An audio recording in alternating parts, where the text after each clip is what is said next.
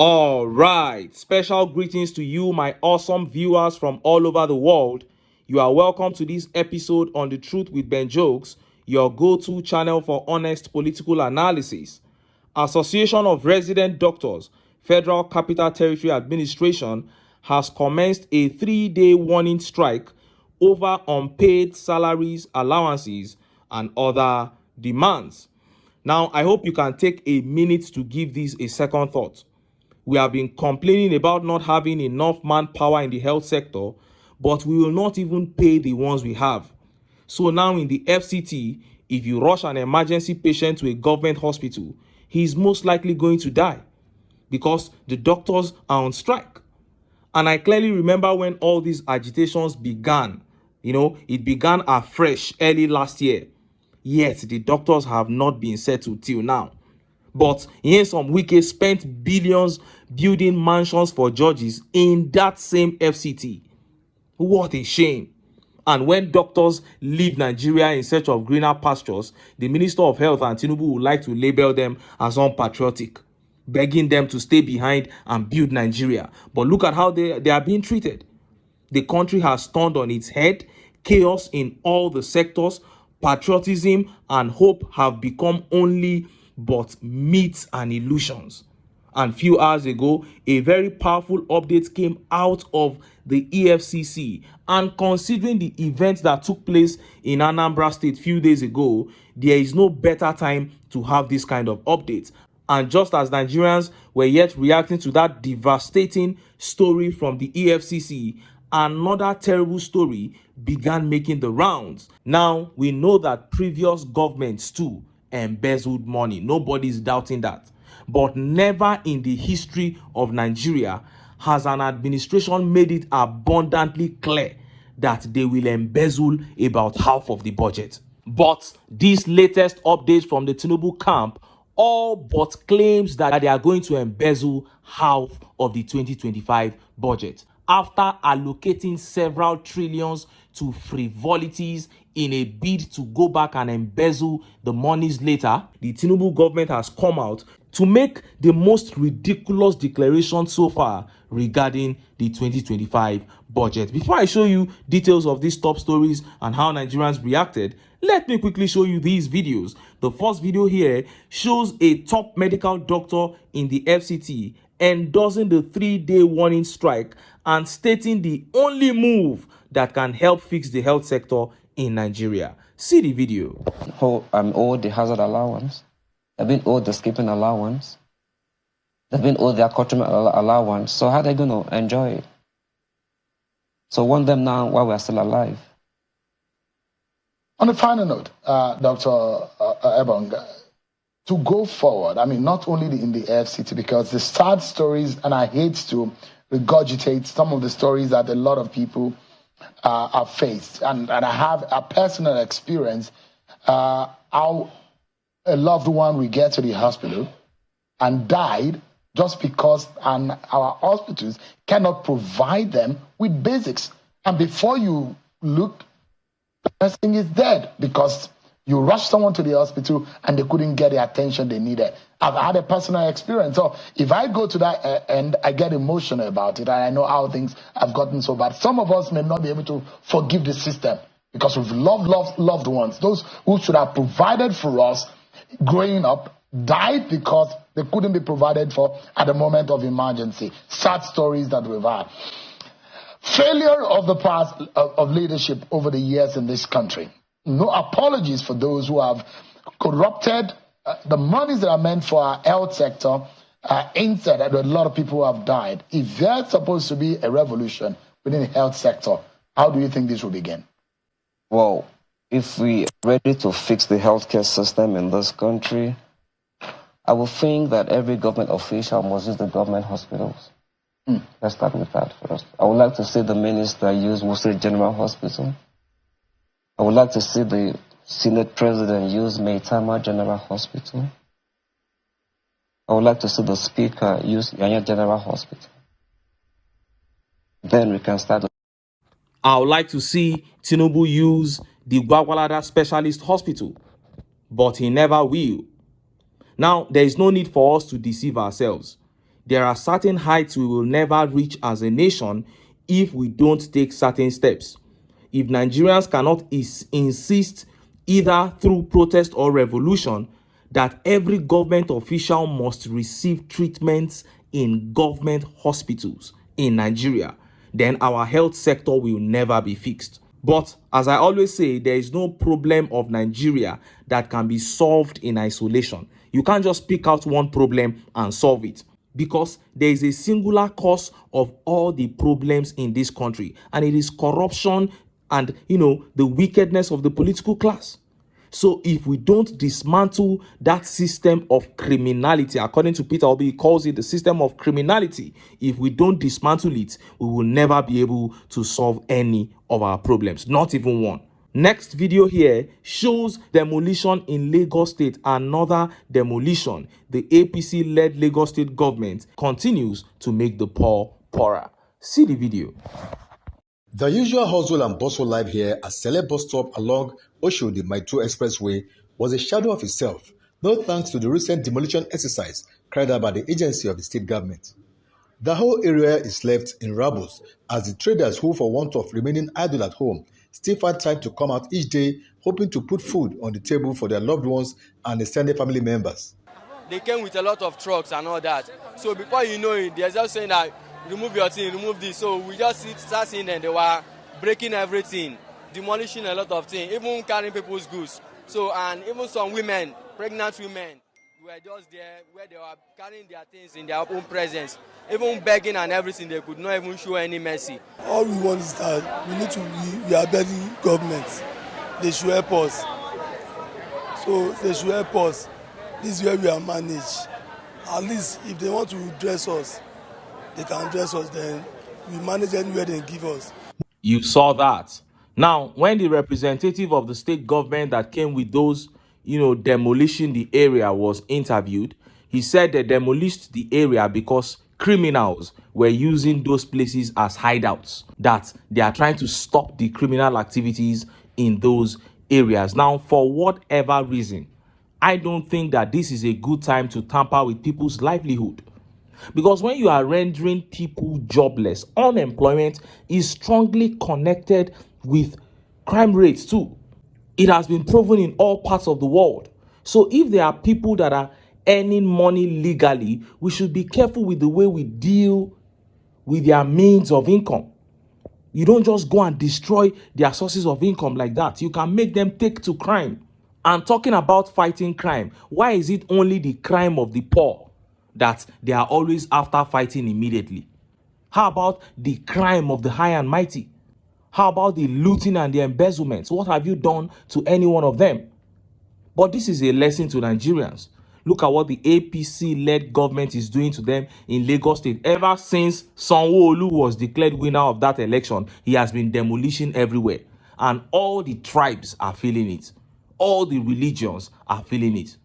And that is why I have been saying that to dislodge this evil association called the APC, we must discard our sentiments of tribe and religion, unite and kick them out of power. Point blank, period. Now, let's look at the top stories. First is that interesting story coming out of the Efcc at a time that the event in Anambra is still the talk of the town. And next is that update coming out of the Tinubu camp that suggests clearly that these people are openly telling us that they are going to embezzle half of the national budget. Let's start by taking that update from EFCC. Look at how the papers reported it. EFCC staff disappears after stealing over $30,000 from exhibit room in Kaduna. The Economic and Financial Crimes Commission, EFCC, is immersed in another internal scandal as an officer in charge of Kaduna Zonal Office's exhibit room allegedly absconded with over $30,000 and other valuable exhibits. Early in January, the country's flagship anti-corruption agency said it had detained 10 officers in Lagos over theft of operational items they could not account for.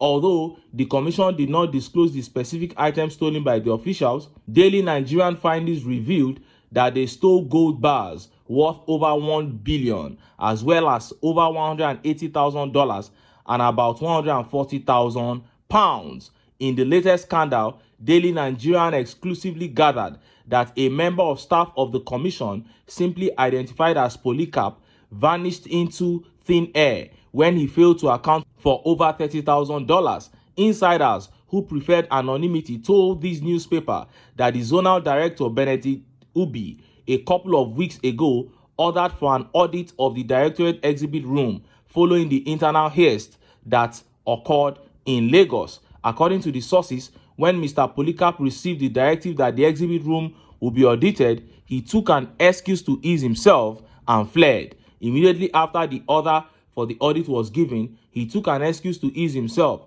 Efforts were made to contact him, but all his telephone lines were switched off. This is only what the preliminary audit on foreign currency shows.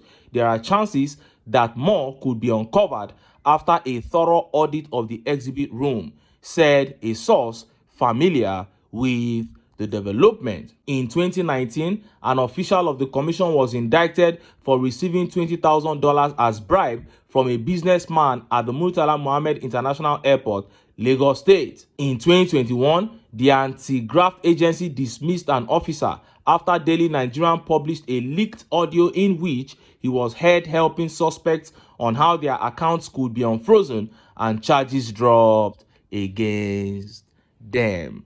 Now, these are the officers at the EFCC, a bunch of thieves in that organization.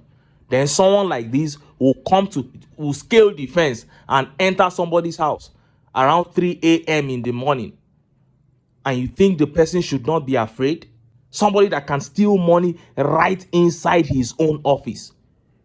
Then what would he do when he is outside? The EFCC is not an organization that can be trusted, and I really can't blame anyone that goes berserk on them. Point blank, period. And just as Nigerians were yet reacting to this, that update from the Tinubu camp regarding the 2025 budget dropped. Everybody knows that all the money that is budgeted towards welfare in Nigeria does not get to the poor. When they say they are sharing rice, before you get there to confirm, they will say they are finished sharing. I've not seen one person that received a grain of rice from government. All the money they say they are paying into people's accounts, everybody knows that it is a scam. But these guys are coming out to say that in 2025, they have budgeted 5.2 trillion naira to share to Nigerians. And we all know that these monies will find their way to private pockets of politicians. Look at how the papers reported it. Nigeria's planned 5.2 trillion allocation for poor Nigerians exceeds 2025 budgets for security, health, infrastructure, education, Sahara reporters.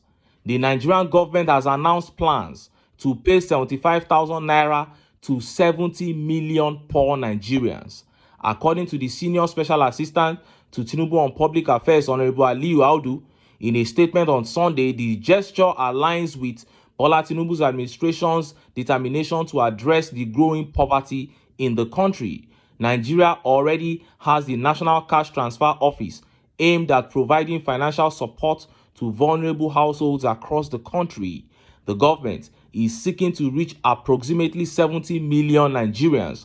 However, current data from the National Cash Transfer Office indicates that only about 1.997 million households have been enrolled in the National Beneficial Register. While the government plans to distribute 5.25 trillion cash to poor Nigerians, it plans to spend lesser on critical sectors of the economy. The planned expenditure of the government on cash transfer, put at 5.25 trillion, is 35.1% of the country's total planned expenditure for capital needs. For instance, defense and security are expected to gulp 4.91 trillion, while infrastructure budget is 4.06 trillion. Health is estimated to gulp 2.48 trillion, while education will gulp 3.52 trillion, all of which are lesser than the planned 5.2 trillion cash transfers. Nigeria faces a shortage of critical infrastructure, struggling with inadequate facilities such as poor roads, insufficient water supply, and other essential services. Nigeria's plan to allocate 5.2 trillion for cash transfer has raised eyebrows given the country's history of corruption allegations surrounding similar initiatives. Just last January, the Minister of Humanitarian Affairs and Poverty Alleviation, Betta Edu, was suspended for allegedly diverting funds meant for social welfare programs into private accounts. That is the same thing they are going to do with these funds. Why do you think they have given it so much priority? They have budgeted more for it than security, budgeted more for it than health, budgeted more for it than education. So tell me, how does a reasonable human being come up to say that the idea of sharing money into people's accounts is more important than education? The idea of sharing peanuts into people's accounts is more important than securing the nation. That is what they are telling us here. No other person can come up with such arguments if not Tinubu and his cabinet members. And we all know why. Because the monies are going to be embezzled. Everybody knows that it is clearly a scam. Anytime you hear anything like we are going to pay monies into people's accounts, it is a clear scam.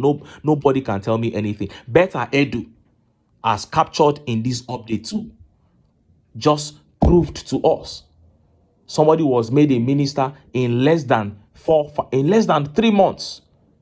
She had embezzled all the monies. They will come up with figures, of course. They will come up with fake names, even fake account numbers to tell you that they credited them. But you and I know, because you will never hit the streets in any city in Nigeria and find anybody that received this 75,000 naira they say they are going to share. And they are doing it openly for all to see. What a shame. But I'm not surprised. This is the APC. This is what they have come to do. To steal, to kill, and to destroy. Who is a beggar? Who is begging you people for money? If you really love 70 million Nigerians, then why not invest that money back into the subsidy that you removed from education, into the subsidy that you removed from electricity? How can you remove subsidy to start using the money anyhow? The aim of subsidy is to bring down the price of these things so that Nigerians can enjoy it at cheaper rates. So if you really want Nigerians to have them cheaper, then leave the subsidies there. Why remove the subsidy and still start saying you want to share the money to Nigerians? It means you don't know what to do. But I know why they are doing all this. Because they know that in the process of sharing that money, they keep 90% of the money to themselves. They and their cronies. But this is the APC. I'm not surprised. They have come to steal, to kill, and to destroy. And it is only going to get worse. Except Nigerians rise up, stand up for themselves, cast their sentiments aside, and unite to bring in leaders whose hearts beat for the people. But until then, make I still enter town. Make I go get some ogbonge political news wey una go like. Why? Because of una. Nah, I dey here, so don't go away.